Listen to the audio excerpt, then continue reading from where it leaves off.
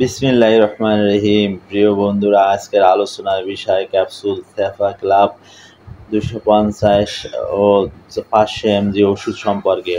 ওষুধটি একটি অ্যান্টিবায়োটিক। এই ওষুধটিতে আছে সেফারক্সিম প্লাস ক্লাভনিক অ্যাসিড। প্রস্তুতকারক কোম্পানি ইনসেপ্টা ফার্মাসিউটিক্যালস লিমিটেড। আজ আমি এই ওষুধের কার্যকারিতা, সেবনবিধি, পার্শ্ব প্রতিক্রিয়া ও সতর্কতা সম্পর্কে বিস্তারিত আলোচনা করব। কার্যকারিতা মানে ওষুধের কাজ কি, কোন কোন রোগে কাজ করে, এটাই বোঝায়। তো কার্যকারিতা হলো pharyngitis, tonsillitis, acute bacterial otitis media, acute bronchitis, bacterial maxillary sinusitis, chronic bronchitis এর তীব্র ব্রঙ্কাইটিস এর আনুষঙ্গিক সংক্রমণ, চর্ম সংক্রান্ত সাধারণ সংক্রমণ, মূত্রতন্ত্রের সাধারণ সংক্রমণ, সাধারণ গনোরিয়া, অ্যালিলাইটিস ডিজিজ, সেপ্টিসেমিয়া, মেনিনজাইটিস ইত্যাদি সমস্যায় কার্যকর ওষুধ। এক কথায় যদি বলি, সাইনোসাইটিস, টনসিল, কাটাছিঁড়া, চর্ম সমস্যা, ফোড়া, প্রস্রাবের ইনফেকশন, যৌনবাহিত ইনফেকশন ইত্যাদি সমস্যায় কার্যকর ওষুধ। প্রিয় বন্ধুরা, ভিডিও সম্পূর্ণ দেখুন। ভালো লাগলে লাইক, সাবস্ক্রাইব ও ফলো করতে ভুলবেন না। ওষুধ সম্পর্কে কোনো কিছু জানতে কমেন্ট করুন। সেবনবিধি মানে কিভাবে ওষুধ খেতে হবে, কোন নিয়মে খেতে হবে, এটাই বোঝায়।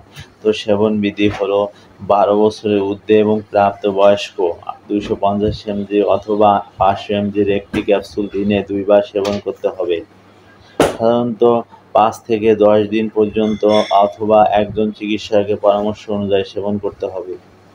পার্শ্ব প্রতিক্রিয়া মানে ওষুধ খেলে কী কী সমস্যা হতে পারে। সমস্যা হবে এমন কোনো কথা নয়, তবে কিছু কিছু লোকের ক্ষেত্রে সমস্যা দেখা দিতে পারে। তো পার্শ্ব প্রতিক্রিয়া হলো ডায়রিয়া, বমি ভাব, পেট ব্যথা, পেটে সংকোচন, হজমের সমস্যা, মাথা ব্যথা, ভ্যাজাইনাইটিস, র্যাশ, চুলকানি, ডিসইউরিয়া, পিপাসা, ক্ষুধামন্দ ইত্যাদি সমস্যা দেখা দিতে পারে। সাধারণত এগুলিই পার্শ্ব প্রতিক্রিয়া। সতর্কতা মানে কারা এই ওষুধ খেতে পারবে না, খেতে চাইলে সতর্কতা অবলম্বন করতে হবে, এটাই বোঝায়। অন্যান্য বিস্তৃত বর্ণালী অ্যান্টিবায়োটিকের সাথে দীর্ঘদিন ব্যবহার করলে অসংবেদনশীল জীবাণু সংক্রমণ বৃদ্ধি হতে পারে।